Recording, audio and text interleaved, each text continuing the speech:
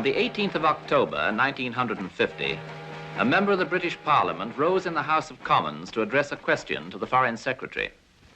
This book purports to be a true account of espionage. Written by a former German military attaché, it reveals the most astonishing details of a case said to have occurred within His Majesty's embassy in Turkey in 1944, and in which hundreds of top secrets, including plans for the invasion of Normandy, were stolen and transmitted to the Germans. Has an inquiry into these fantastic charges taken place? Measures have been taken to prevent any future recurrence of such an incredible lapse in security.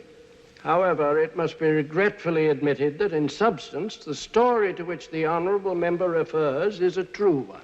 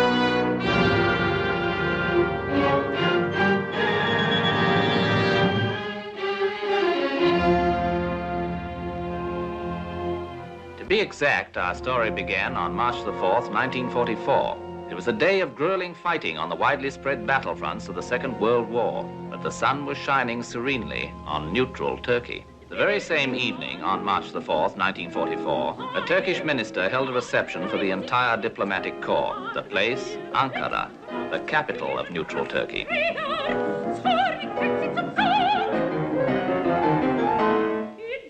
If Excellency will excuse me, I have suddenly acquired a rather severe headache. I've had mine for some time. Perhaps from standing too much? From listening too much. Wagner makes me ill. Herr von Papen, I hope your country appreciates you. You are the only unpredictable German I have ever met.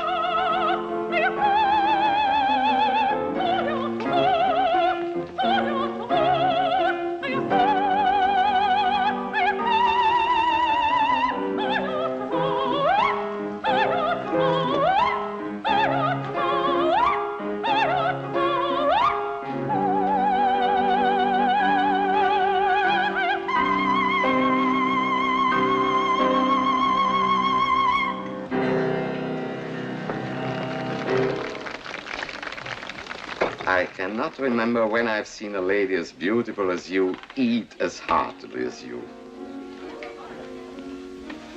Just a little more of the salad, if you please.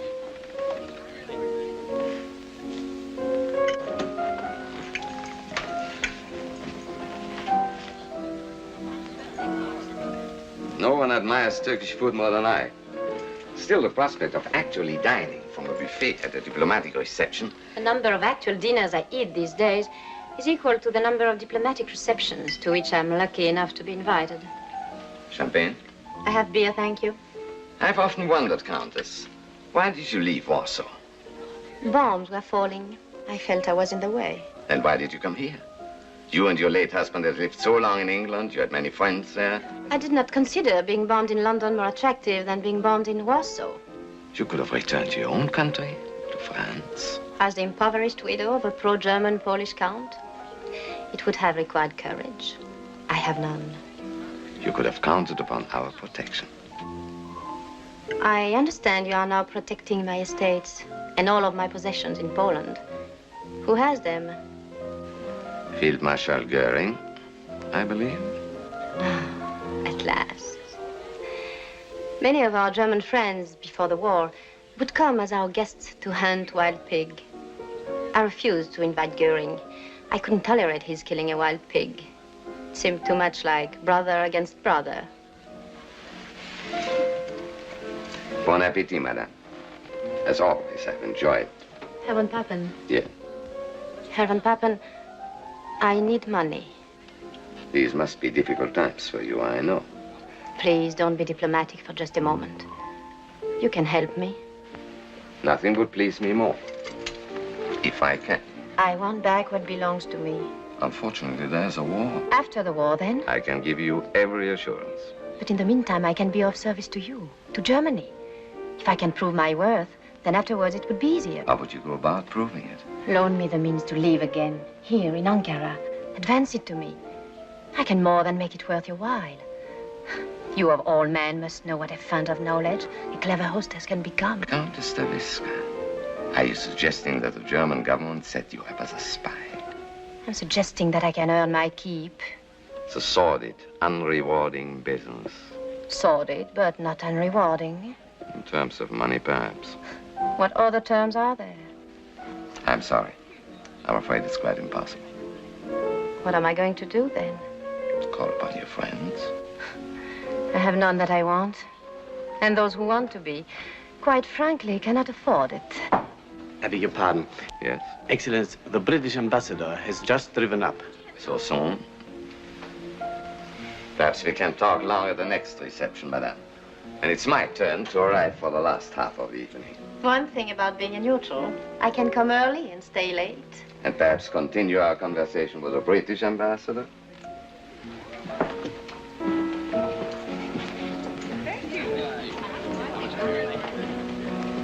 Come, Moyzisch, please, do not look at me as if you had a source of income other than your salary.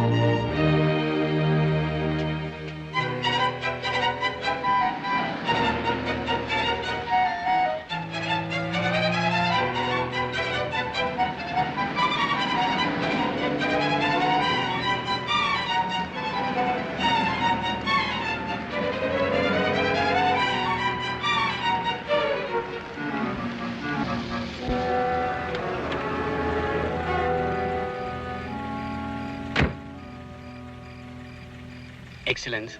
Yes? The Countess Staviska. What about her? Based upon something she said to me, I have reason to believe she needs money. You too, Moyzisch? I was sure that it wasn't I, Excellence, who approached her. However, it occurred to me... No.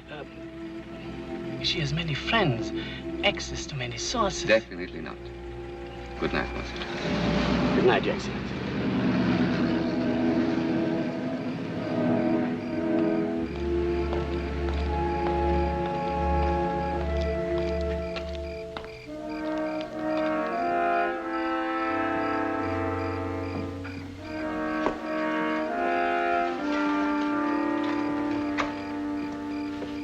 Whatever you do, don't raise your voice. Who are you? Take me to your office. What do you want? Let's get out of this light. Take me to your office.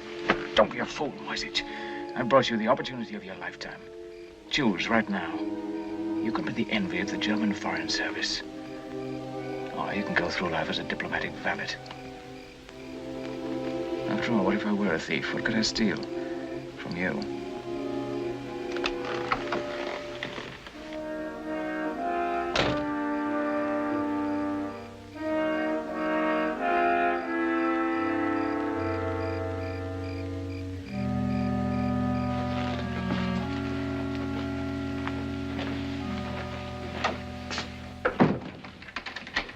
Before I state my proposition, let me warn you not to breathe a word of it to anyone except your chief.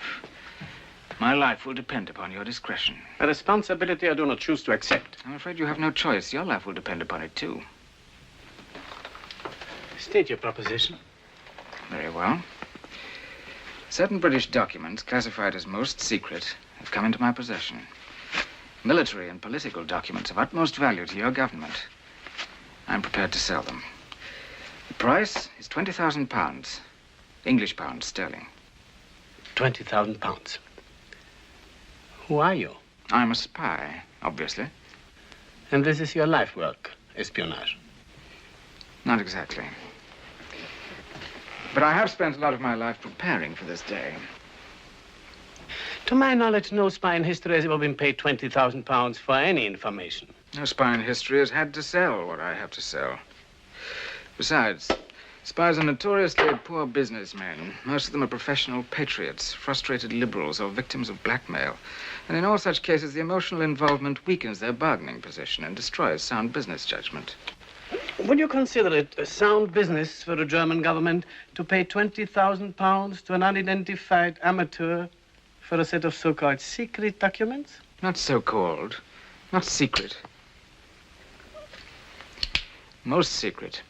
Top secret. I'm sure they are.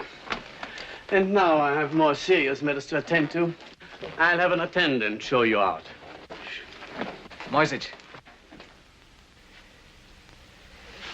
It appears I must think for both of us. First, you'll inform Herr von Papen of my offer. Naturally, he'll have to check with Berlin. I'll give you 3 days to consider my proposition. On the 7th of March at 3 in the afternoon, I'll telephone you here and ask if you've received a letter for me. I'll call myself Pierre. If you say no, you'll never see me again. If you say yes, it'll mean you've accepted my offer. But I must have more information. If you accept, I'll return at 10 o'clock that evening. You will then receive 2 rolls of film containing photographs of the documents. I will receive from you the sum of £20,000 in English banknotes of small denominations. Should you approve of my first delivery, you can have more. For each subsequent roll of film, the price will be £15,000. Is this all clear? It is not at all clear. What are the documents? What do they contain? I hadn't thought to bring samples with me. But for one thing, the English have been discussing with the Turks their possible participation in the war. A matter of pure supposition. I have the minutes of their secret talks. Herr von Papen would find them enlightening and frightening. What else? The latest Allied timetable of the shuttle bombing of certain Balkan targets. Where and when and by whom and by how many. Go on. The secret minutes of the Tehran conference. What else? Don't be greedy, Moyzisch. What do you expect for £20,000? How did you obtain such information? That is no concern of yours, nor is my identity. And please do not have me followed. You Germans have no talent for it. You keep wanting to get ahead of the people you follow. Destiny has held out its hand to you tonight. Take it and hold on. Good night, Moyzisch.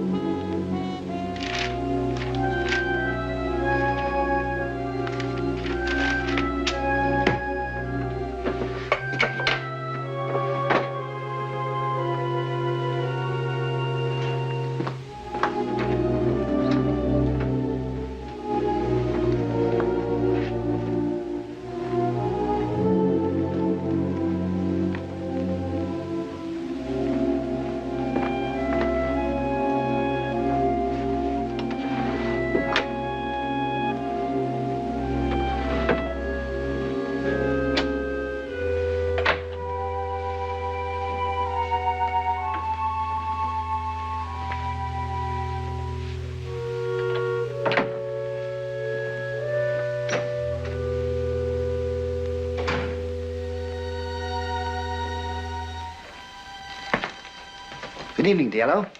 Pleasant reception, sir? Diplomatic receptions are never pleasant. Necessary and unnecessary, successful and unsuccessful, or non-committal. The faces may be pleasant, but never the motives. Thank you, sir. Oh, speaking of pleasant faces, weren't you at one time in the service of the Countess Staviska? I was valet to her late husband, the Count, when he was attached to the Polish embassy at the court of St. James. She was at the reception this evening. I hadn't seen her for years. Is she well, sir? As charming as ever, but not well off. It seems that the Nazis have confiscated all of her possessions. I'm sorry to hear it. She was a lady of great wealth. It was becoming to her. She used it well. A generous, brilliant hostess, the Countess Staviska. Yes, sir. More than anyone I've ever known, she symbolized the world in which she lived and which she thought would never end. A world of infinite beauty, luxury, and indulgence. Those were pleasant days, sir. Gone forever, I'm afraid. Let us hope not, sir. I put the survey of Turkish manganese beside your bed together with your journal. Oh, yes, thank you. One moment, sir. Your capsule. Diallo, have you ever considered the possibility that you might just once forget something? Often, sir. I don't think you'd ever get over it. Nor do I, sir.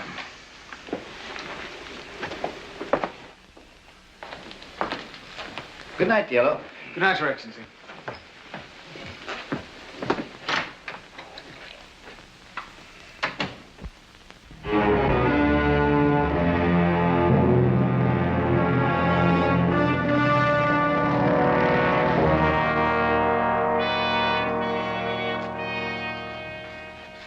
Dispatch from Berlin has just arrived.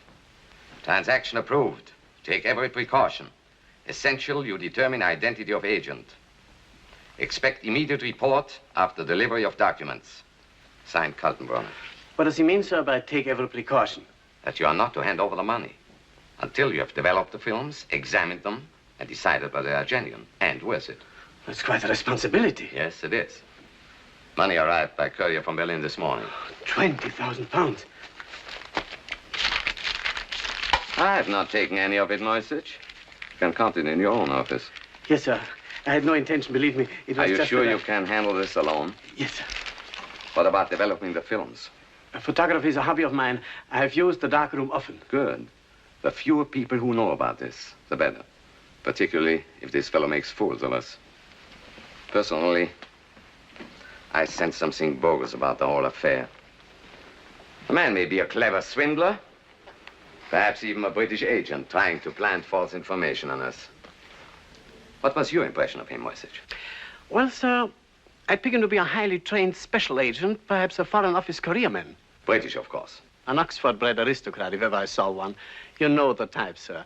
Arrogant, spoiled, cynical, and completely decadent. Fantastic. By the way, a code name has been assigned to him. Cicero. He's to be referred to as Cicero. Cicero? The name is a personal choice of Herr Ribbentrop. Has it any significance, sir? None that I know of, except the surprising fact that Herr Ribbentrop has even heard of Cicero. Yes, sir. That's all, Moyzisch. Good luck. And keep your wits sharp. A great deal depends on you. Yes, sir.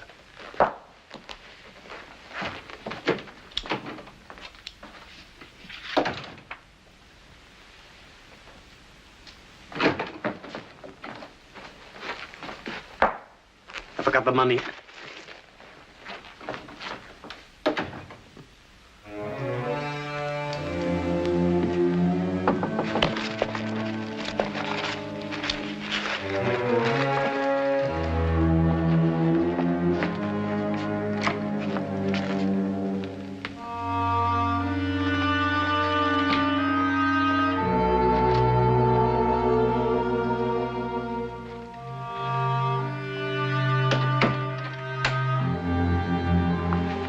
Money, I see.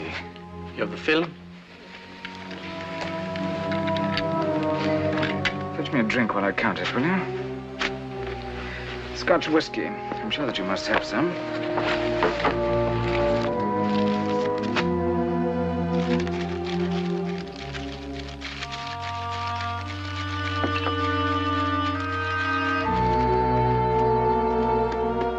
Thank you. One of the pleasures of duty in a neutral country. You Germans can drink fine Scotch whiskey, and your enemies can fill up on fine German beer.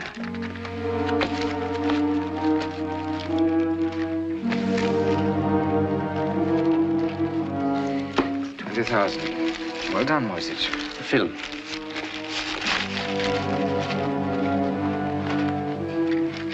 Not yet. You must wait until I develop the film. It'll take only a few minutes. Those are my orders. If you insist, just this once.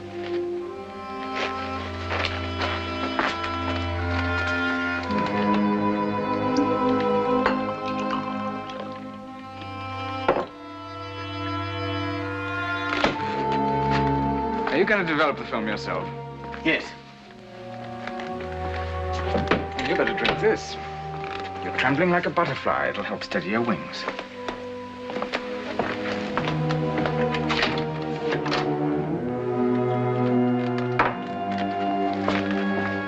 The door will be locked. I won't open it to anyone but you.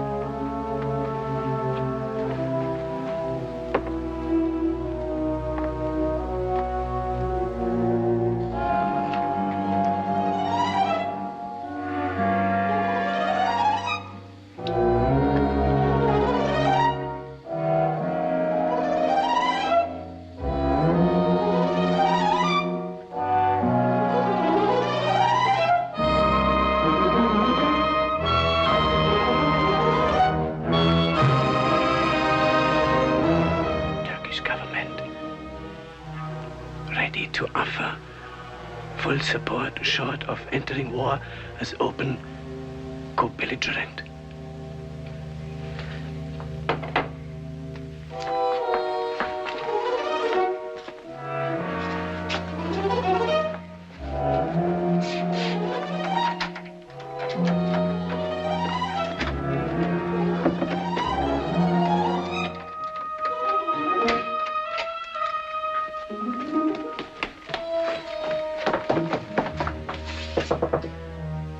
Open up, Moyzisch.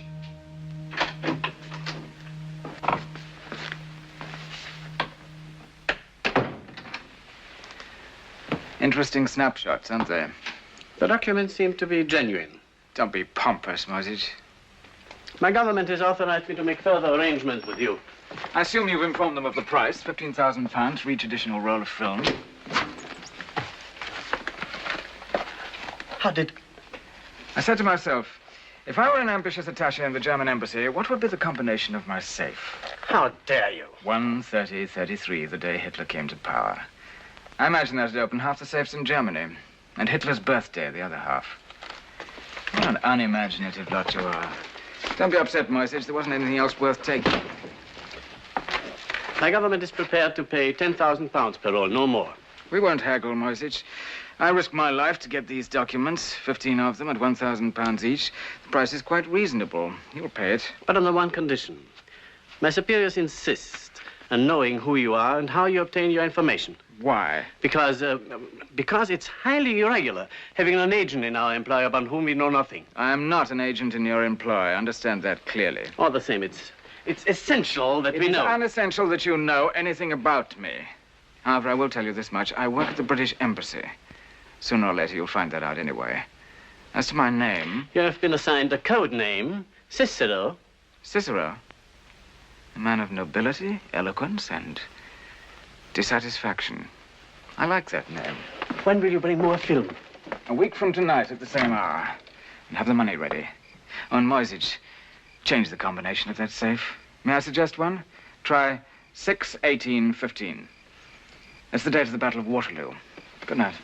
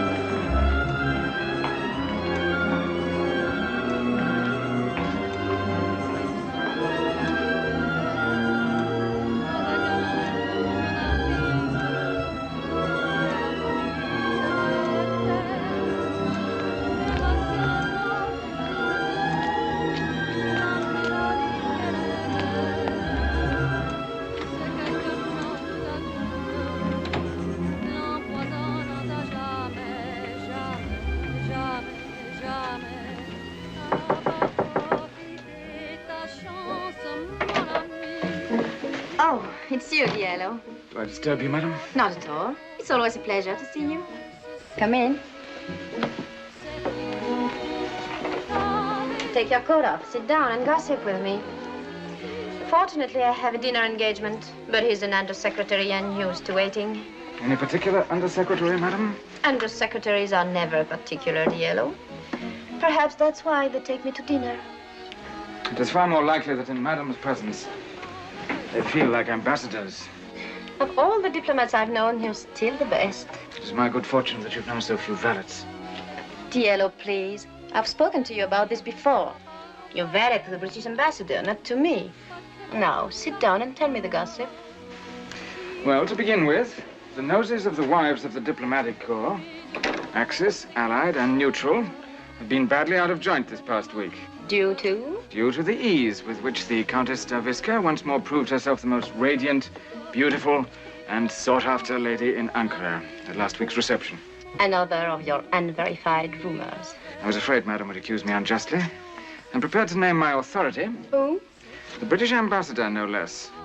He spoke of your beauty and brilliance and hospitality, of how in the old days you were a symbol of everything worth having and wanting. A symbol of the good old days. That's me.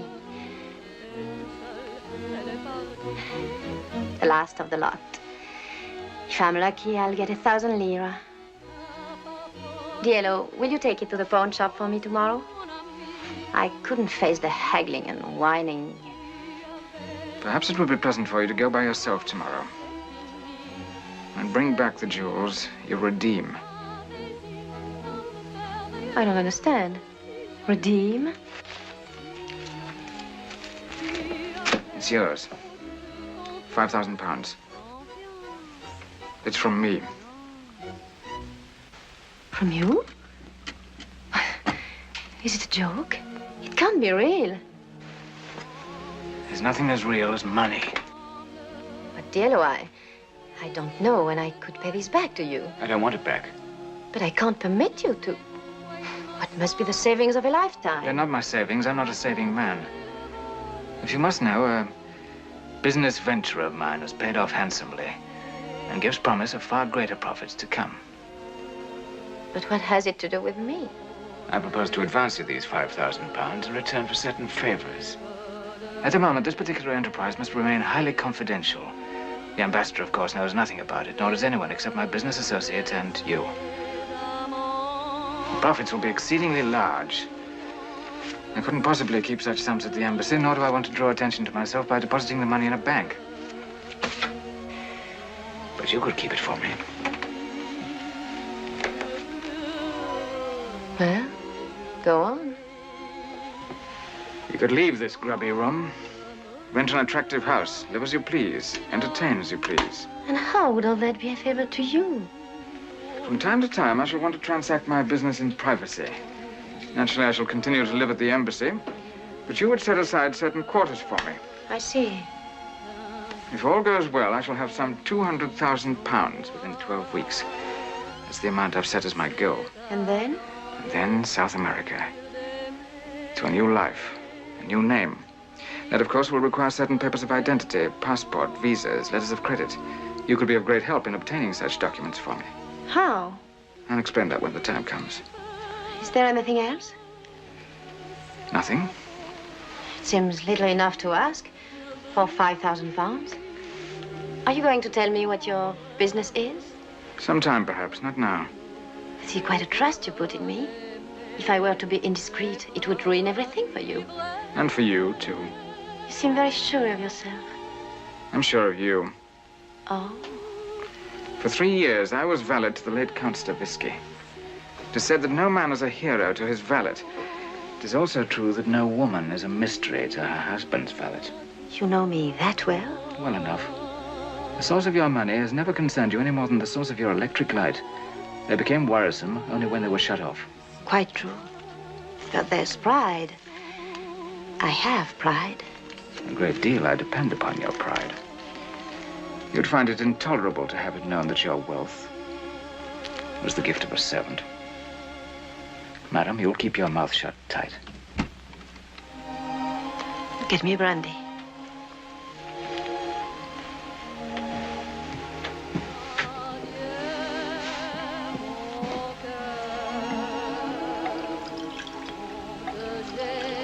I shall drink only out of one glass, thank you.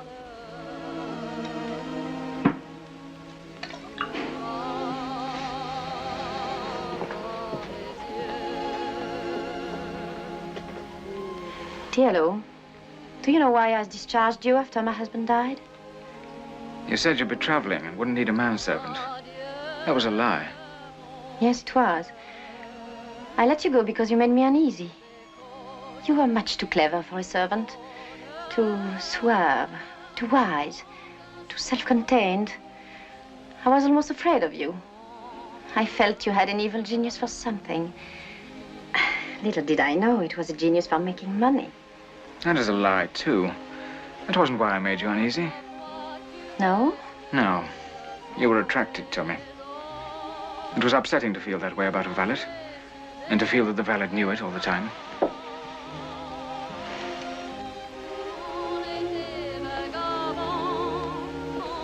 Anna, have I offended you? You'll soon be very rich. Everything worth having and wanting. He didn't say that about you, I did. That's how I've always thought about you. And now you want me to go with you to South America? Yes. To a new life? Yes. Away from the wars, the intrigues, the fears. The poverty.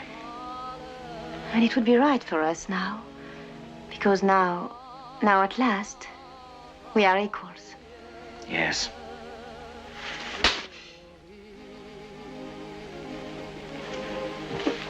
Where are you going? Madam has a dinner engagement, and we seem to have run out of gossip.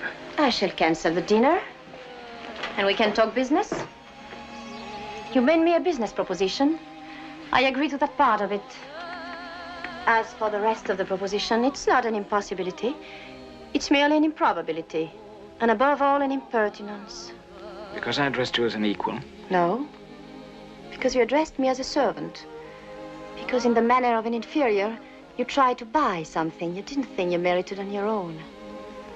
Now, let's get down to the details of business. As Madam wishes. My name is Anna. Yes, Anna.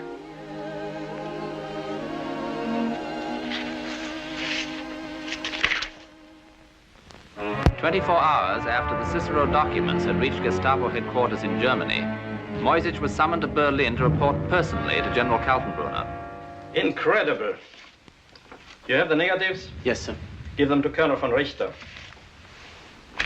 Too good to be true. 25 top-secret documents from an unknown agent. This has all the earmarks of a British trap. Sir. Yes? Ambassador von Papen requests me to report that in his opinion, the documents are genuine. I'm not interested in von Papen's opinion.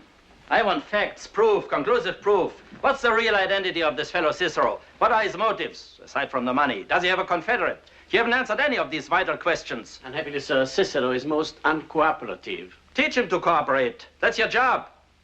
What do you think of the information on the Tehran conference? Well, it looks authentic, but it's such high-level material that we have no means of verifying it. Exactly. And we can't act on what we can confirm. But there's one document here that can be confirmed, this. The operational plan for the shuttle bombing of Balkan targets.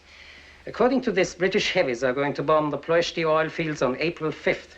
If the raid takes place on schedule, that would serve to confirm the authenticity of the other documents. Good point. Is it your intention, sir, to warn the Romanians? Of course not. What purpose would that serve? Have you made another rendezvous with Cicero? For next Thursday evening. Very well. You fly back to Ankara and keep that appointment. But try to get some facts on the man. Tell him we can't keep paying out such sums of money unless we know how he gets his information. I do my best, sir. Try to do better than that. Yes, sir.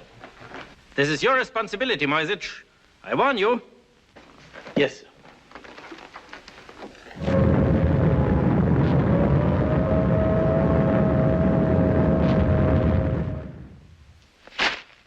Half-witted, paranoid gangsters, refusing to warn the Romanians. Thousands of dead, millions of gallons of precious oil and gasoline gone. Because Kaltenbrunner and von Richter can no longer admit that anything in the world is genuine. But surely the air raid will convince them. Even if it does. No, they can't admit it. But if Ribbentrop found out Kaltenbrunner made a mistake, and if Goebbels found out about Ribbentrop, and if Himmler found out about Goebbels, Moyzisch, it's time you understood. We represent a government of juvenile delinquents. Yes, sir. Well, if Berlin doesn't know how to utilize Cicero, I most certainly do. Have you received an answer from the Turkish Foreign Office? Yes, Excellence. His Excellency will be unable to see you this evening. He's attending a reception. What reception? At the Countess Stavisca's, I believe. At the Countess Stavisca's? I shall be there myself, Excellence. What's all this about? Excellence was invited, but you declined. So I did. I didn't realize. For the Countess has found a benefactor after all. I wonder who. Oh, no, sir. Not on my income. This could only happen in Ankara. And only to the Countess Stavisca. Last month's penniless. This month's, the Turkish Foreign Office supplies her guest of honor. Call the Countess. Say I find myself free this evening after all, and would be delighted to attend.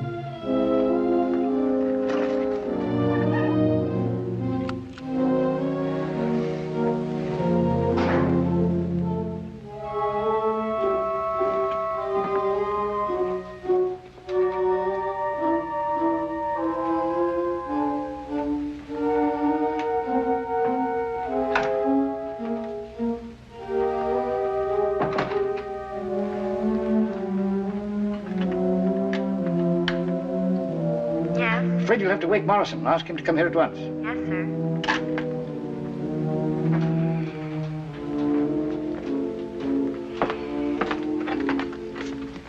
Will you change back into your jacket, sir? Thank you, dear.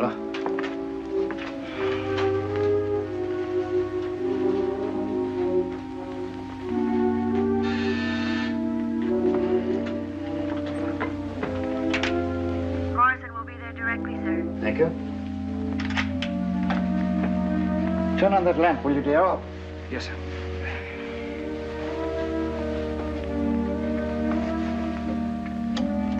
Oh, this bulb must be burnt out, sir. I'll have it replaced.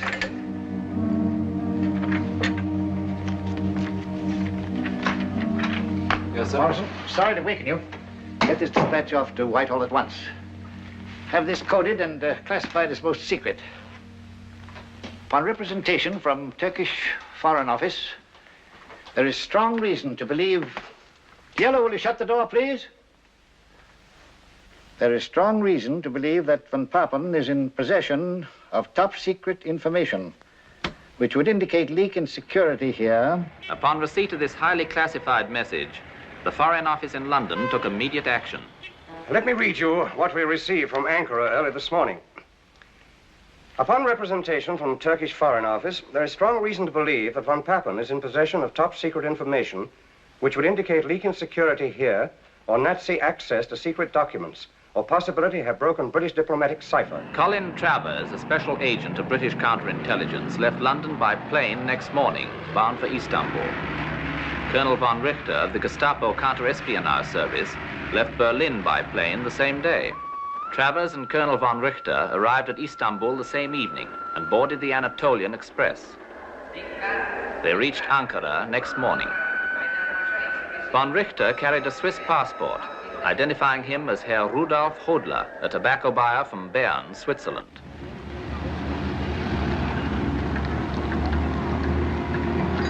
He was met at the station by a Gestapo agent named Siebert and immediately escorted to the German embassy to confer with Herr von Papen.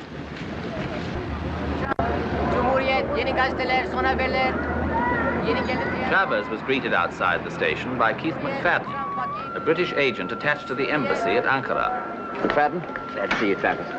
They left without delay to meet with the British ambassador.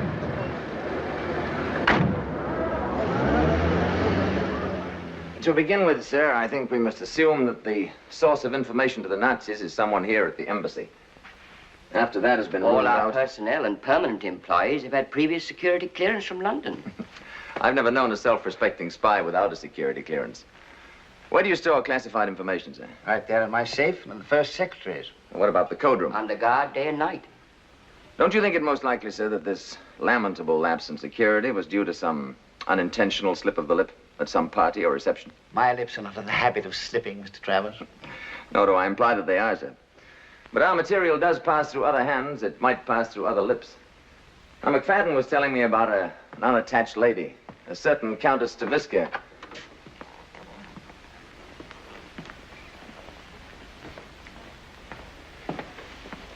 Thank you, Diallo. You were saying?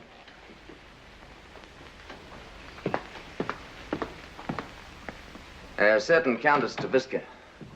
It seems she's quite recently and suddenly begun to entertain informal, gay little gatherings.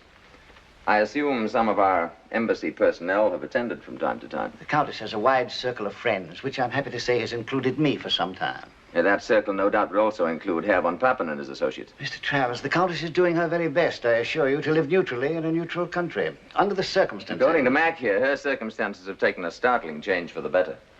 Does anyone know the source of her sudden good fortune? I cannot see that it concerns anyone but the Countess Staviska. And I certainly cannot see what the source of her income has to do with our problem. No, I'm probably just a gossip at heart. Maybe that's why I like my work. Counter-espionage is the highest form of gossip. It is obvious that Cicero is paying the bills for the Countess. Why else would he choose her villa for his next rendezvous with Moyzisch? What a strange and sudden and perfect relationship. Too strange, too sudden, and too perfect. The unknown Cicero and the well-known Countess. Well known for her anti-German sentiments. Yet only recently. She pleaded with me personally for an opportunity to work in our interest. The suggestion of British intelligence, no doubt. Colonel von Richter, just what will convince you that Cicero is what he says he is? A spy, selling us genuine documents of great value for a great sum of money. I've come here to convince myself, Herr von Papen, one way or the other. A talk with Cicero might help. Moyzisch, when do you meet him next? At the villa, next Thursday evening. Then you will arrange for Mr. Hodler, the Swiss businessman, to be present. My incognito. I think it's preferable that Moyzisch remain our only contact with Cicero. I'm afraid you do not understand why I'm here, Excellence. I've come to Ankara to relieve you of all responsibility in our relations with Cicero. I cannot be relieved of that responsibility, except by the order from Mr. Ribbentrop. General Kaltenbrunner expressed the hope that you would not force him to bypass Herr Ribbentrop and bring the matter directly to the Führer. What further instructions has the Gestapo for me? In the future, all documents from Cicero will be sent directly to Berlin. Those which General Kaltenbrunner feels are pertinent to your diplomatic mission will then be transmitted to you.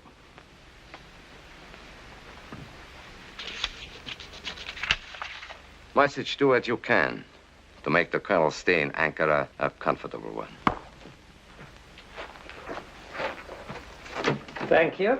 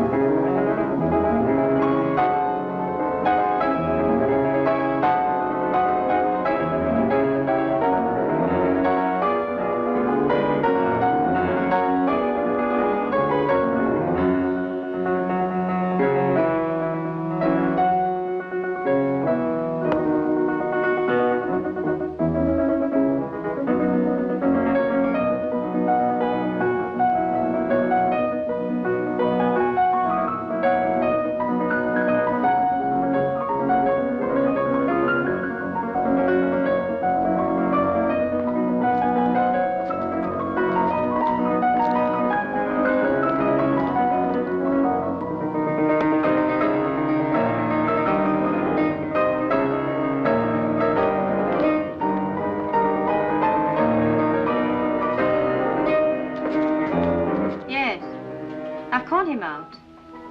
Yes, of course. Oh, Monsieur Hodler, there's a gentleman here who wishes to see you privately.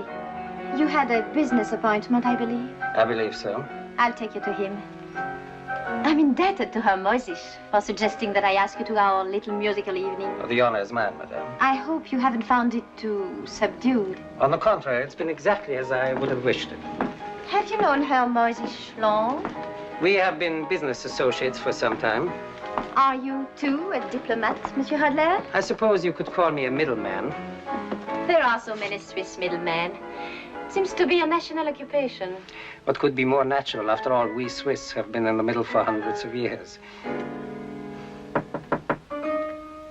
Come in. I'll see that you're not disturbed.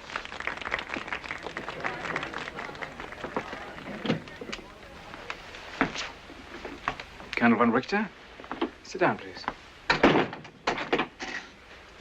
Moyzisch tells me you're to be the new intermediary. That's correct. Sent from Berlin by General Kaltenbrunner, I should imagine, to see to it that von Papen keeps his hands off the information I supply. Havanas, the finest money can buy. I approve of the change. Moyzisch is conscientious, but not very bright, and too well known in Ankara. It'll be safer for me to deal with you.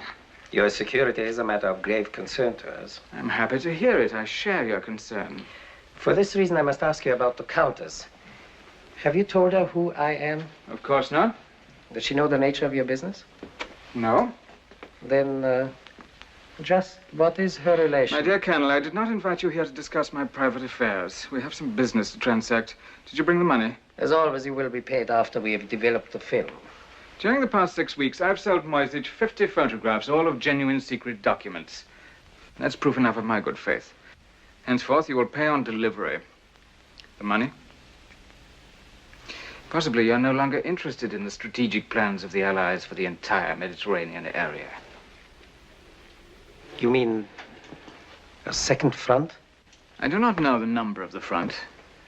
I do know that in these documents, Mr. Churchill keeps referring to the soft underbelly of Europe.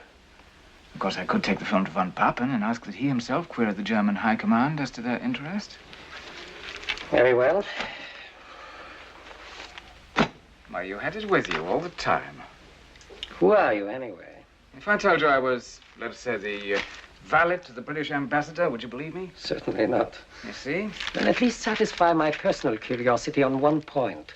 Why are you selling us information? I thought that was self-evident, for money. But you must have some other motive. Perhaps you share our disgust with British decadence, or our faith in the future of Germany. Colonel von Richter, if I have a disgust for anything, it is poverty. And if I have faith in the future of anything, it is in the future of money. But I cannot understand why, on the one hand, you sell us information which will help us to win the war, and on the other hand, you insist upon being paid in money with a very dubious future, British pounds. What makes you think I think Germany will win the war? Apart from all other considerations, apparently you attach little importance to these documents. In the first place, I cannot sell you the ability to make proper use of the information I get for you.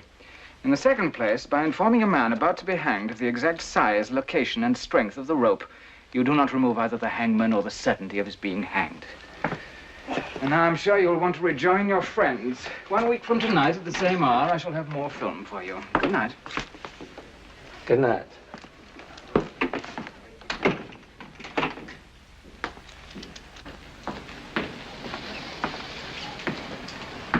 I trust your meeting was a satisfactory one, Monsieur Hadley. Quite satisfactory, thank you, madame. And that you will honor us again soon. The honor will be mine, madame. Good night. How charmingly you Swiss click your heels. An old Swiss custom? Good night.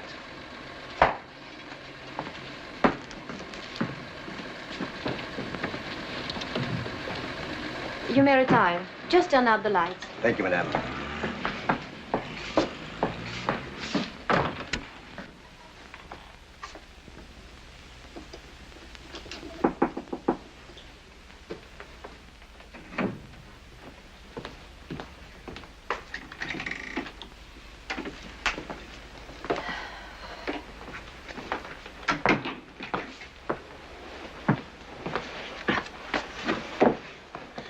Profitable evening? Profitable enough to bring the total £75,000. Another 6 or 7 weeks should do it. Tielo, why don't you stop now? Why go on playing with fire? What makes you think I am? Oh, don't treat me like an idiot child. Your friend Hodler, he isn't Swiss. Oh? I know a Prussian when I see one. Does it matter to you? Your safety matters to me. So many people are concerned about my safety. I never felt more secure. Well, I don't. And my security depends upon yours. Forgive me. I keep thinking of myself as a man. I keep forgetting I'm a valet who pays dividends. Must you leave so soon?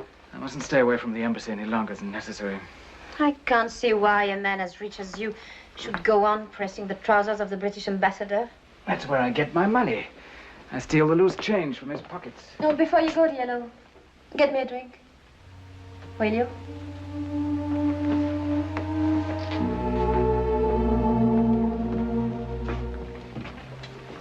Tell me, where do you plan to settle when you leave for South America? Rio. I've never been there. There's nothing like it in the world. When did you decide to go there? Let's go back. I decided that the moment I first saw it many years ago. I was a cabin boy on a dirty tramp steamer. I can remember standing at the rail, looking up at a villa high on the mountainside above the harbor. I could see a man on a balcony looking down at my ship. He was wearing a white dinner jacket.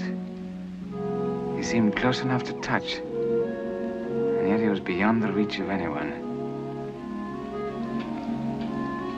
I swore then that someday I'd be that man.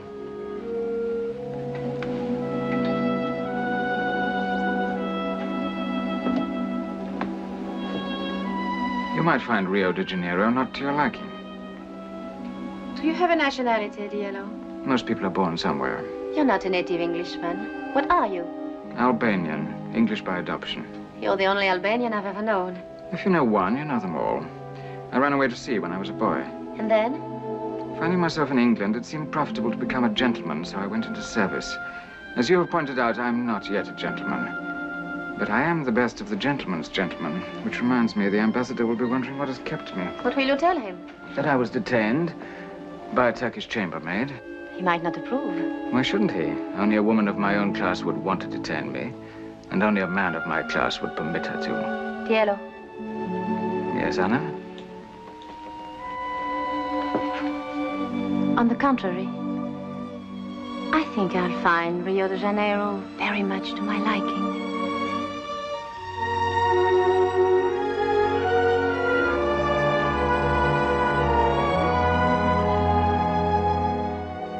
Anna. Yes, dear. Get me a drink.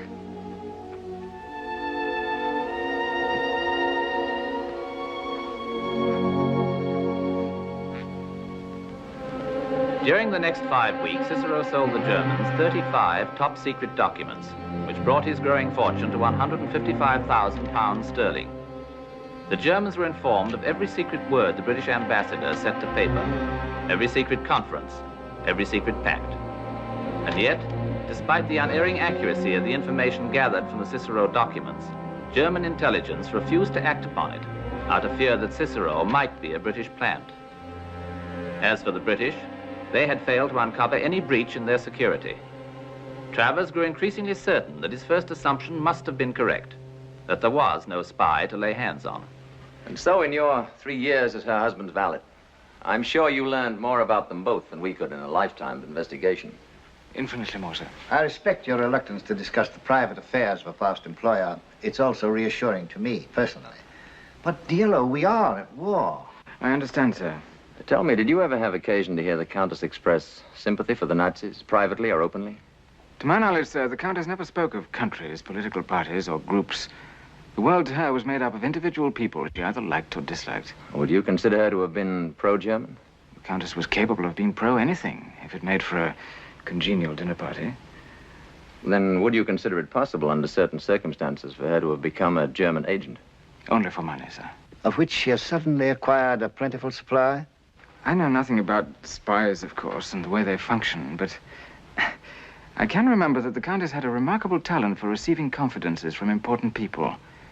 The Count always relied upon her for a great deal of information that was otherwise unavailable to him. Thank you, Diallo. That's all. Thank you, sir. I'll be dining at the American Embassy. You may take the evening off. Thank you, sir.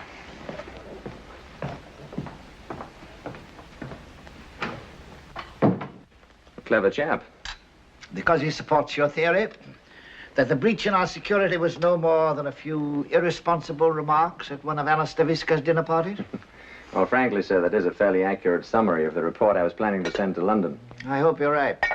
Fact remains, however, that Van Papen still anticipates every move I make.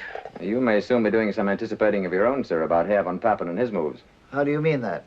Well, this is extremely confidential, of course, but our cryptographers in London have just succeeded in breaking a German diplomatic code. A code used by their embassy here? That's welcome news, I must say. Of course, they'll discard the code sooner or later, just as we change ours periodically. But for a while, we'll be eavesdropping on the German ambassador. To eavesdrop on Van Papen. A pleasure I've long hoped for.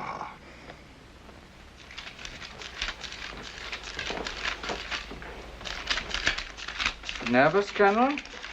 This house is far too dangerous a meeting place for us. I wouldn't be surprised if the British were watching it. I haven't yet, but they will soon. They suspect the Countess is a German agent. Are you serious? And all the while you suspected she was a British agent. Amusing, isn't it? Not at all, and under the circumstances we shouldn't have met here. From now on, we won't.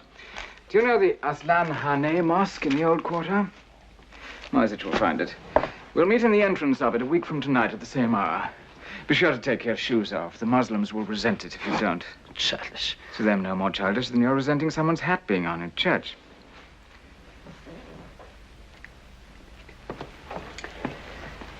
What am I buying this week? An exchange of notes between the Turks and the British. The Turks have decided to remain ostensibly neutral for the time being. Such information is hardly worth £20,000. Is good news of no value to you Germans? Or are you willing to pay only for storm warnings of approaching disasters you can do nothing about? There's one disaster we can do something about, and about which it is most important for us to have full information as quickly as possible. Sounds exciting. A certain code word has appeared in several of the documents you've sold us. The word is Overlord. Do you know what it means? Not the foggiest notion. And we are convinced that Overlord is the code name for their so-called Second Front, the invasion plan for Western Europe. What we must know is the place and date, the where and the when. The where and when of the Allies' invasion of Europe. It'd be nice to know. I can understand your curiosity. I'll pay you double for it, 40,000 pounds. Generous of you. But is information of that nature likely to turn up at the British Embassy in Ankara? Don't you read the documents you sold to us? Not all of them, and never thoroughly. I'm not particularly interested in what they say. I usually just photograph everything in sight that's stamped secret, most secret, and top secret. Well, for your information, last week you photographed a dispatch from London to the British ambassador. It stated that the ambassador would receive a copy of the revised strategic plan for Overlord within 10 days. Did you say 40,000 pounds? For the where and the when. We'll meet at the Aslan Hane Mosque 1 week from tonight. Do you mind going out through the garden, Colonel? Not at all.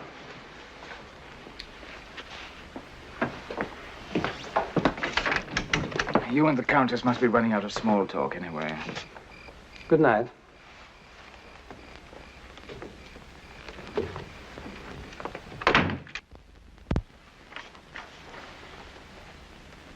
This was deciphered from the German code we've broken? Yes, sir. Who's seen it? You and I, sir, that's all. But McFadden should hear it. I'll need his help. From German Embassy, Ankara, to Reich Foreign Minister, Berlin. In reply to your query concerning authenticity, documents obtained from Cicero, I'm firmly convinced material genuine. Cicero lives within British Embassy, obviously has access to top secret information. Kaltenbrunner's failure to evaluate documents and Van Richter's refusal to make them available to me, tragic blunder. Strongly urge you bring this matter to personal attention of the Führer. Signed, von Papen. Cicero. It's obviously a code name for their informer. Where do we start? With your permission, sir, I'll order a house search at once. It's hardly likely our friend Cicero has left anything incriminating lying about, but something might turn up. But one thing's sure, an open search will put him right on his guard. And that can't be helped. If we can't catch this spy, we've got to frighten him. Perhaps frighten him enough to make him stop for a while. At any rate, we'll gain time. Gentlemen, for the present, I'm forced to leave this matter in your hands. As you know, I'm expected in Cairo tomorrow evening. Until my return, you may, of course, take all the security measures you consider necessary. For one thing, I suggest the combinations of the safes be changed and safety devices installed. Of course. What about assistance? Do you have enough men? Yeah, we have 4 other agents in Ankara on other assignments. I can reassign them to this. Whatever you think.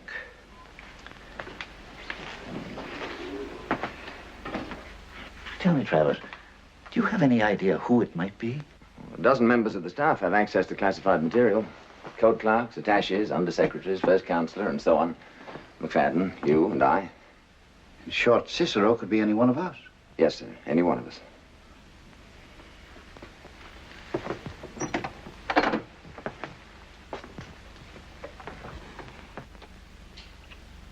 There you are, sir.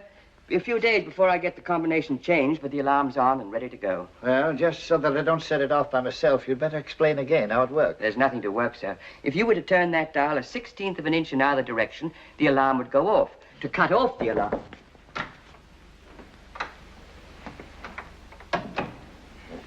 I'm sorry to disturb you, sir. Shall I pack your uniforms? I won't be needing them, thank you, Diallo. Very well, sir. I'll close your bags. And by the way, don't be upset if Mr. McFadden should ransack my quarters while I'm gone. There'll be no need of that, I'm sure, sir.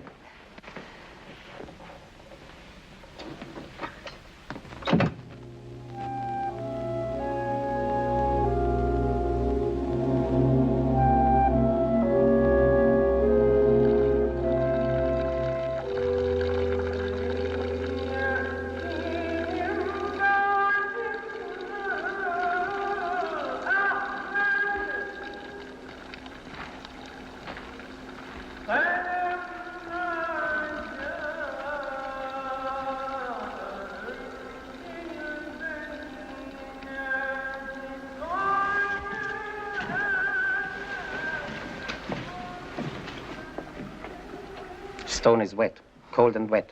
Acceptable to Mohammedan feet, perhaps, but not to mine. It's 22 minutes late. It's the first time. He's never been late before. And you say he hasn't been to the villa all this week, hmm? Siebert has kept a day and night watch. Cicero has not appeared once. And the Countess? She has not entertained. She has gone out a few evenings, alone. Cigarette. Can it be possible, sir, that the British have found him out? It can also be possible that the British have known about him all the time. Curious how easily Cicero acquired the documents he wanted to sell.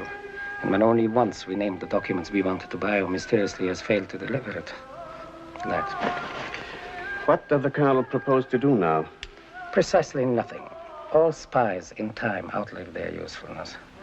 And I'm afraid, Moyzisch, that your friend Cicero has just about outlived his. If any.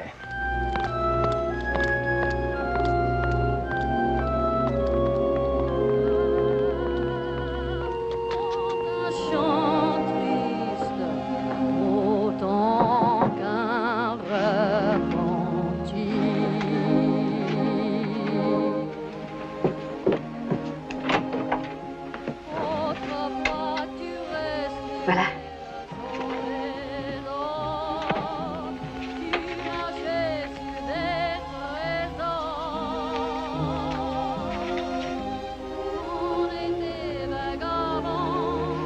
Well done, Signora Antonini. It was nothing, Signor. One of my many pleasant wifely duties. How much did they cost? £5,000. Another 1,000 for a set of papers to go with them. Birth and marriage certificates, that sort of thing. And another 1,000 to help him forget all about us. Money well spent. What about the tickets? 2 first-class compartments in separate cars on the Istanbul Express, leaving tomorrow evening. And the ship? An Argentine passenger freighter sailing from Istanbul direct to Rio. When? Day after tomorrow at sundown. Now remember, you have to take no notice of me whatsoever on the train. When we reach Istanbul, we'll go aboard the ship at once. How did it go to the bank? The size of the deposit created quite a stir. The manager of the bank seemed extremely curious. But I managed to satisfy his curiosity on all points when he took me to lunch. And? He will personally expedite the transfer of funds. The papers will be ready tomorrow morning. How much did that cost? Another 1,000. And all of my powers of persuasion. This side of respectability. A little over generous, perhaps. Now, let's see. 5, 7, 9,000 for expenses. That leaves roughly 130,000 pounds in dollars, about 600,000 in Brazilian cruceros, about 11.5 million. Plus the 40,000 pounds you're getting tomorrow. I've pulled out of that particular transaction. The market's getting shaky. I've decided to retire. You have before you an Argentine gentleman of leisure about to take up residence in Brazil. I'm glad. We have more than enough anyway. We? We have more than enough? My dear Signora Antonini, where I come from, a man's money is his own. And if his wife is a good wife, he gives her some from time to time. Por supuesto, Roberto. Lo que tú digas. Will you miss being a countess? Not for a moment. Not for one moment.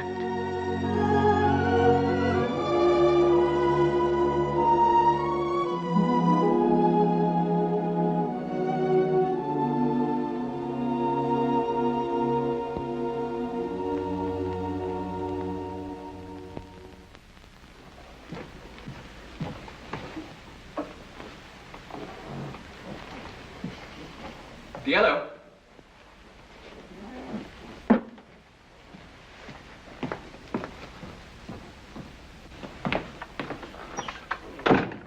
Here's the official correspondence.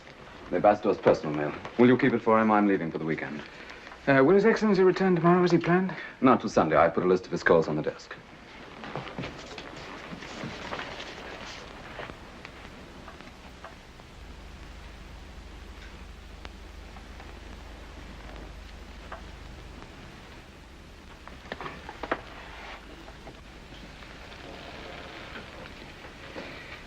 What a pity, sir, that so few ladies use perfumed letter paper these days. A great pity. Perhaps you better lock up that mail too, Diallo.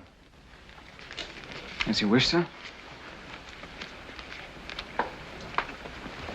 Oh, Diallo, weren't you away from the embassy between 9 and 10 last night?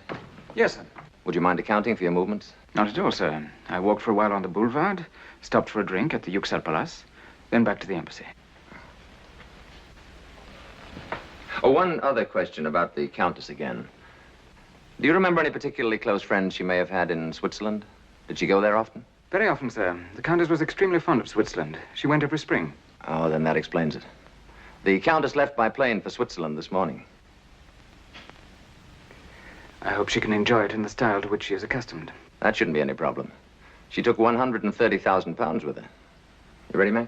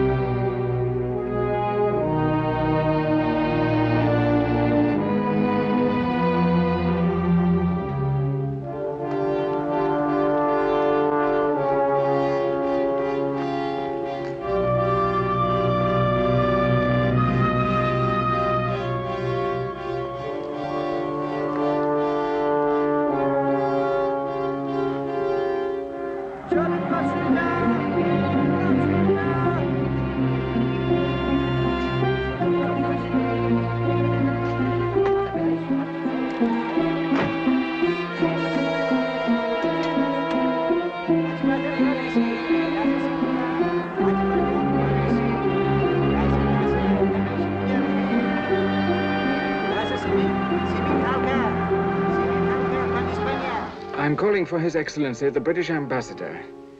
I have a message for the Countess Stavisca. Madame left for Switzerland this morning, sir. I don't know, sir. Madame said it was for an indefinite stay. Yes, sir. Thank you, sir. Yes. Yes. No, I can give you no information, Your Excellency, beyond the fact that the Countess Stavisca has withdrawn all of her funds. Yes. You are very welcome.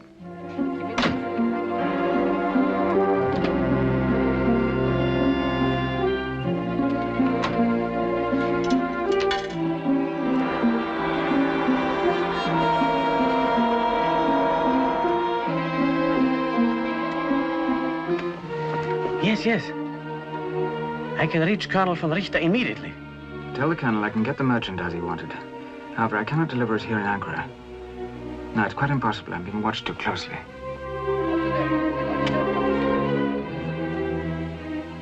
I shall have to ring off now. Tell the Colonel I'll arrange a meeting place in Istanbul. I'm leaving this evening. I'll call you at the German consulate in Istanbul tomorrow.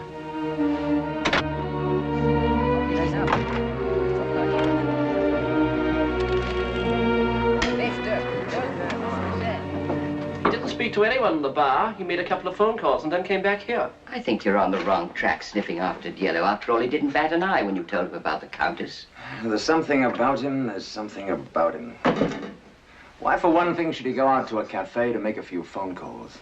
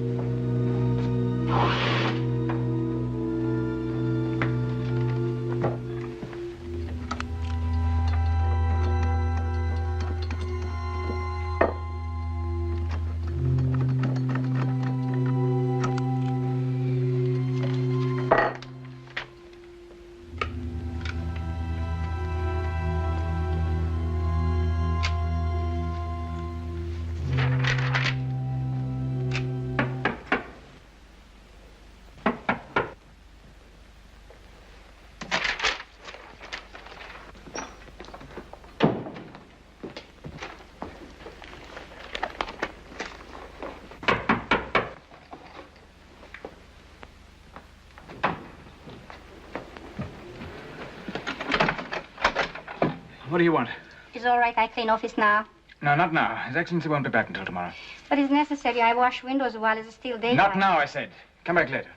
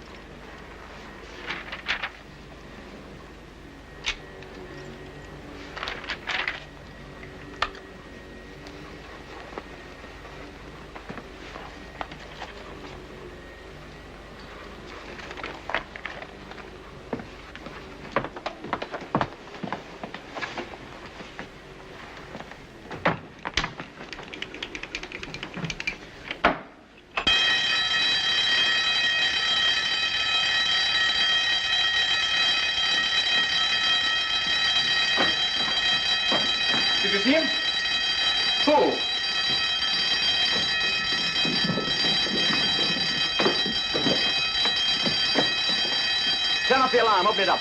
Yellow! Where's Yellow? He just ran out. Seemed to be chasing someone.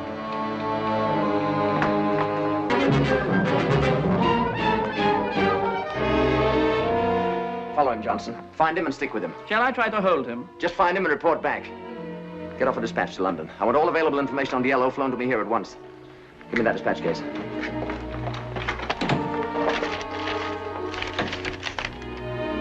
Nothing seems to be missing here. How many letters have you there? 4. We locked up 5. That letter. Perfumed letter gone, but nothing out of the dispatch case. It's odd. McFadden.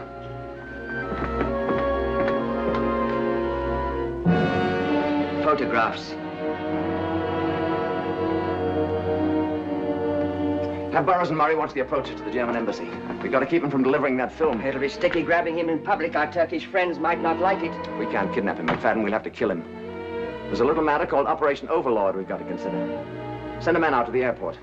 After Johnson gets back, you and I'll get out to the railroad station.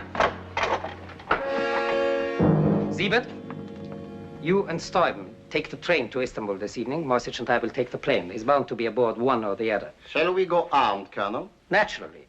You're to protect Cicero from the British at all costs until we get that film. And after that? After that, Moyzisch, it will be up to Cicero to protect himself from the British and from us. That's all.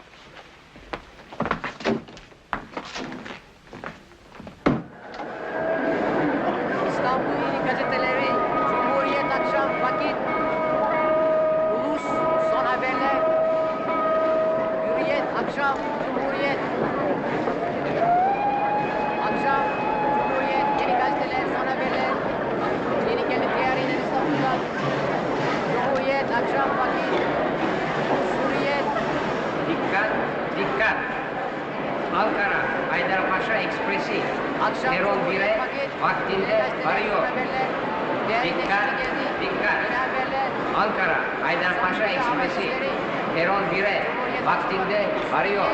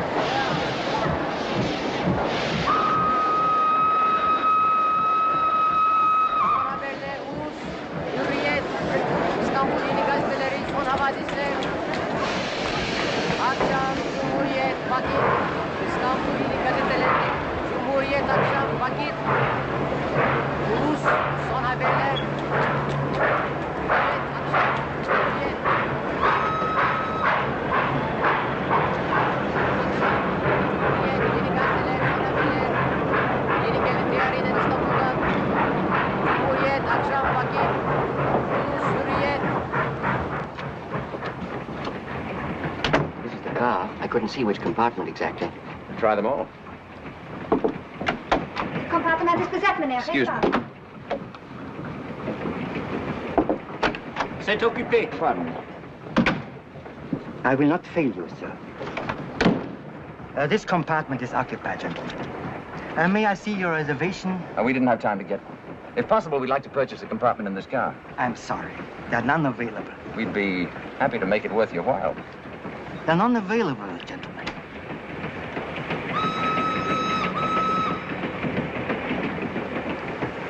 I shall have to ask you to move on to the next car.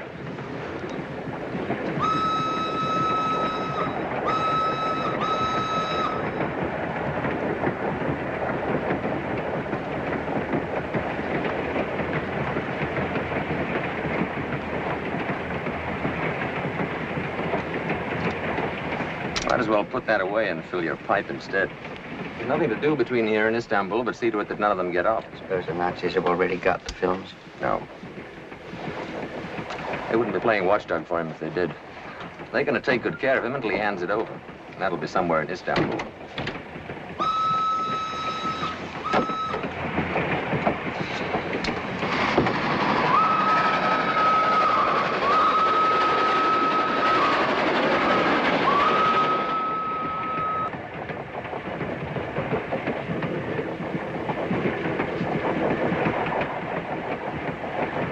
so by the time you receive this, my dear ambassador, I shall be far away from Ankara, far away from intrigue and uncertainty and humiliation.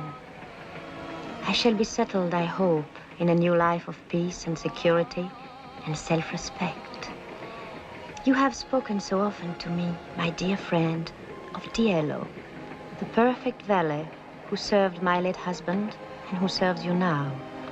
Surely I can offer no greater proof of my affection for you and my devotion to the Allied cause than to inform you now that your trusted Diello is a German spy. I know that both you and your government.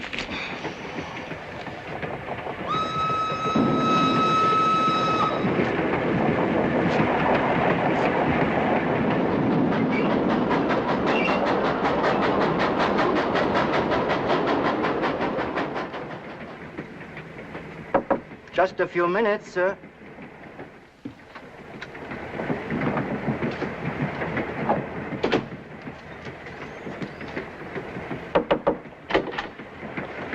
Good morning, gentlemen. Did you sleep well? I slept extremely well. Guards to the left of me, guards to the right of me. You are my bodyguards, aren't you? Or are you my assassins? We are to see that no harm comes to you from the British. Honored. It puts me right in a class with Norway and Denmark and Holland and any number of things you're protecting from the British. And besides, if anyone were to lay a hand on me, I could expose and ruin this film in a matter of seconds. You are in no danger at all. We will stay at your side and see you safely to the German consulate. Don't be whimsical. I've come to give you a message from Moyzisch. Tell him he's to meet me at Hakim's restaurant near the Watchtower at 6 o'clock sharp this evening. We would prefer if you come to the German consulate at the same hour, if you like. No, thank you, although I'm tempted. So many more people go into German consulates than come out.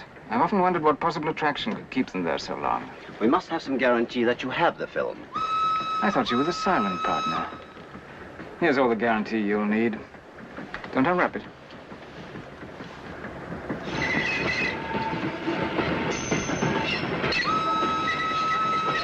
It's a strip of film. Have Moyzisch develop it, and you'll see a piece of the document that Colonel von Richter wants to buy. I'll deliver the rest of it when Moyzisch meets me and pays me 100,000 pounds. 100,000? I forgot to tell you I raised the price.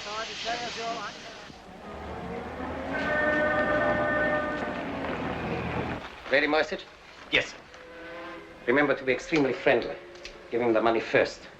As soon as you have the other portion of the film, come straight back here. Yes, sir. You know what to do after that. There is a problem of the Turkish police. It is hardly likely you will choose to kill Cicero on a crowded street or in the presence of a policeman. On the other hand, it is hardly likely he will go to the police himself, not with 100,000 British pounds in his pocket. Yes, sir. Now, good luck.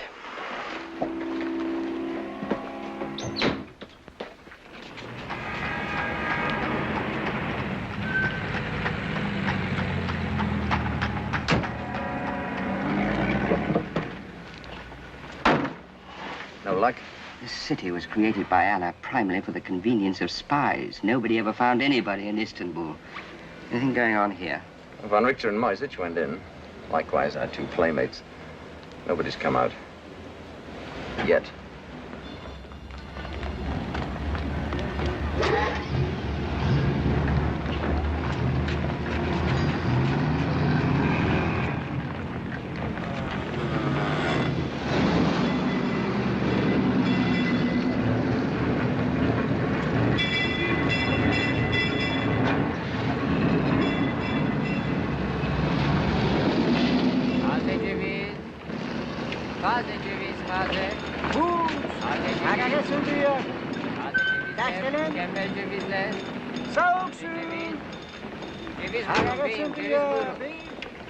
Taze ceviz. Buyurun beyim, taze ceviz. Taze ceviz. Soğuk. Birdenbire kaybol. Gittin gittin. Ya kusura bakmayın çocuklar. Ben geçenlerde şeye gittim. Yok. Bizi niye unuttun? Öyle kadar. Orada ders. Böyle toplanmak geçmiş. Evet. Moyzisch, my dear colleague, I'm delighted to see you. It's far too early for civilized dining, but I have a busy evening before me. Will you have something to eat? I'm not hungry. Do you feel faint, perhaps? Then sit down and have some Turkish banana brandy. It stimulates the blood and makes heroes of all who drink it. I must accustom myself to pouring drinks from a sitting position. It isn't easy to break the habits of a lifetime. Let's get on with the business. Did you bring all of it? 100,000? If I were a gentleman, I would assume that the money is all here. Unfortunately, I shall not be a gentleman until I've finished counting it.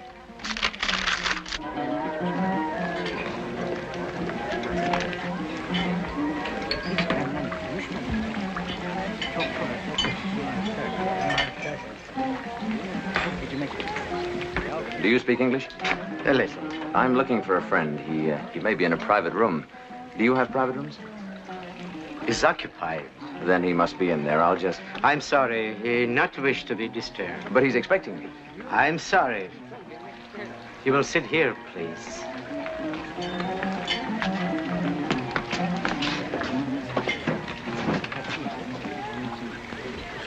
Time for using your wits and a time for blasting away for my We've no monopoly on blasting away in this room. Those two dim-witted supermen would drop us before we got clear of this table. But he may be handing over the films this minute. As of this minute, we don't want the films. They're worthless. Plans can be changed, you know. We want Cicero, and we want him alive, so he can tell us just how much the Nazis have found out. Come to think of it, for exactly the same reasons, the Nazis must want him very much dead.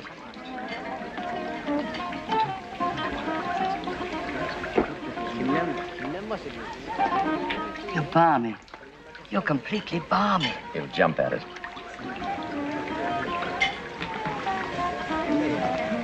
My friend may not know we're waiting. Would you give this to him, please?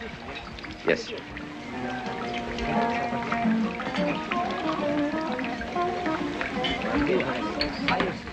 Abdi Bey, how can I ever thank you enough for your hospitality, courtesy, and kitchen? It is always a joy to see you, Diallo. It takes me back to old times.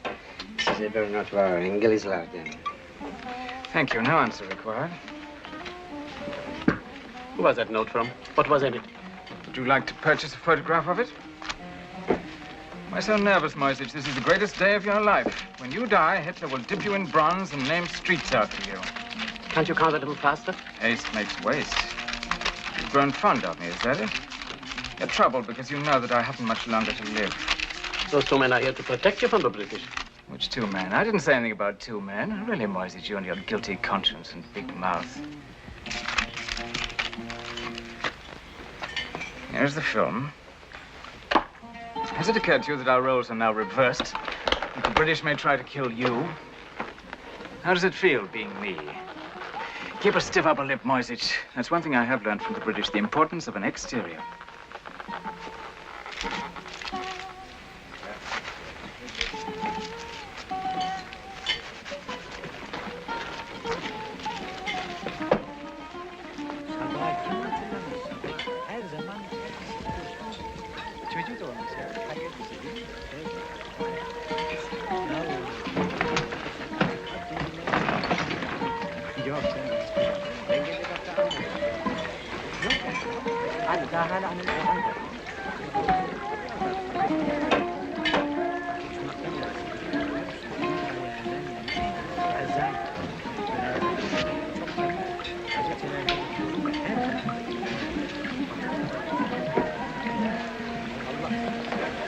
Travers, I'm touched by your solicitude. I'm happy to accept your offer of protection. Imagine me, of all men, with a British sword and a British shield. Personally, I'd rather slit your throat. Impractical. In that case, I'd be unable to tell you the things you want to know. You've no idea how confused the Nazis will be to see you protecting me. They still half suspect I've been a British plant all along. We'll see you safely to a taxi and then to the British consulate. That'll be almost back where I started from. No, thank you. We'll walk away together and then say goodbye. Listen, Diallo. We'll protect you from the Gestapo, but we intend to take you alive. I've no intention of being taken alive. We'll get the Turkish police to arrest you. It's against the law here to carry a weapon, McFadden. Did you know that? However, first things first. Shall we begin by startling the Nazis with your concern for my safety?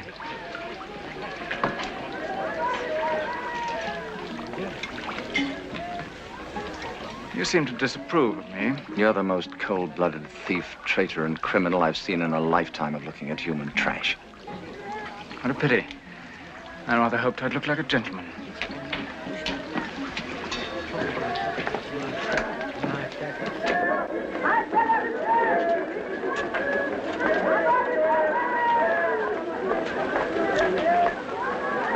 Cicero and the British? Put it away. Too many people.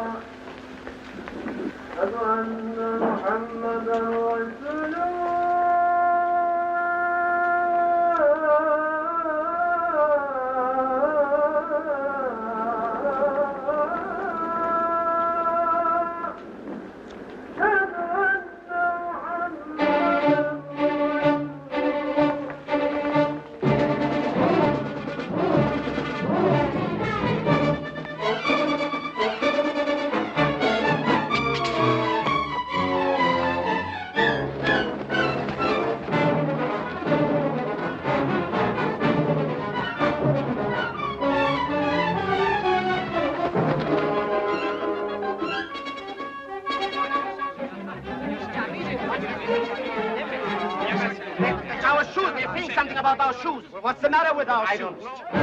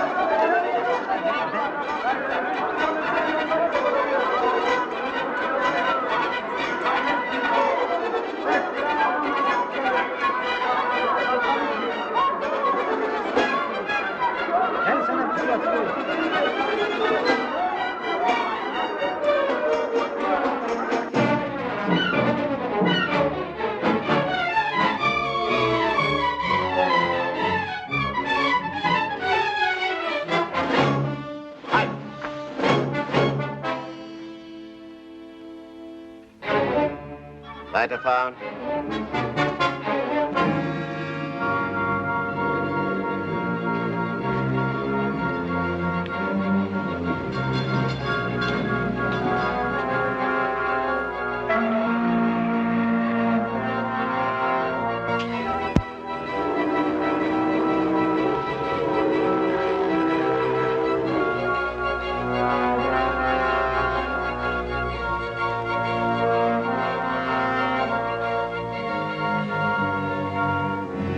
You must believe me, Colonel. The British held us off. They were protecting him. Nonsense. But they let him get away, sir.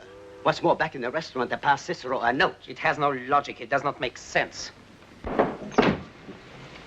An urgent dispatch for you, sir, from His Excellency the Ambassador.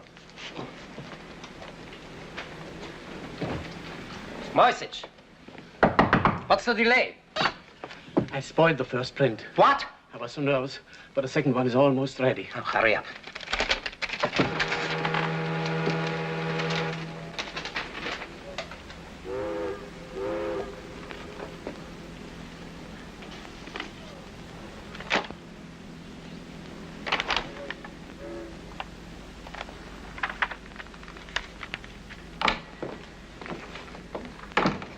Here it is, sir. They fit together perfectly. D-Day for Operation Overlord is tentatively set for early June, along the coast of Normandy and Cherbourg Peninsula. Carl, did you hear it? Yes, I heard. Now you hear this. An urgent dispatch from von Papen. I've just received personal letter from Countess Anna Stavisca, naming Cicero as British agent. I'm unable to corroborate the accusation because Countess has left country. But in view of her past efforts to ingratiate herself with us, I'm compelled to believe her charge is true. I don't believe it. I've always believed that from the first. I told you so. I know the British and their childish tricks. I don't believe it. The earlier documents, they were genuine. Events proved them genuine. Of course, they had to be, so that we would swallow that big lie, that one. I nearly paid with my life for this. I knew it. I knew it all along.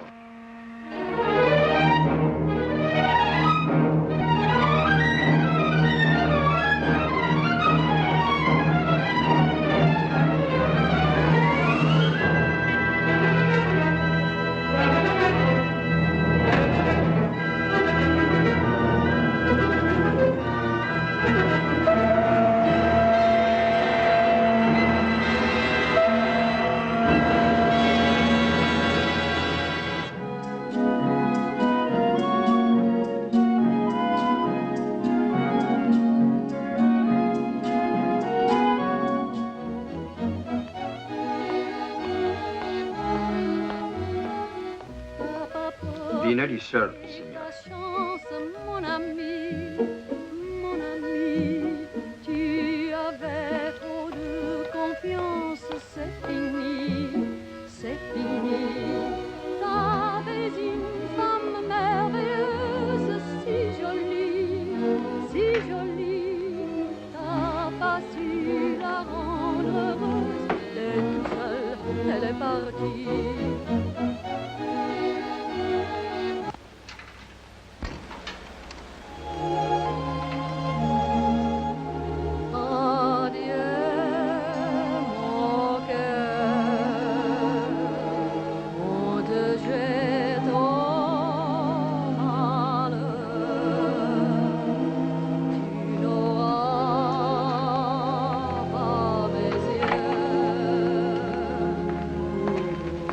Two gentlemen have come to see you, Senor.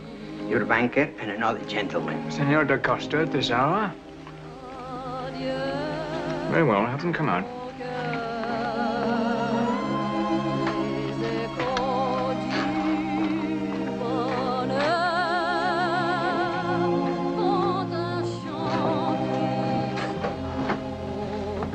Senor da Costa, an unexpected pleasure. Senor Antonini, please forgive this intrusion.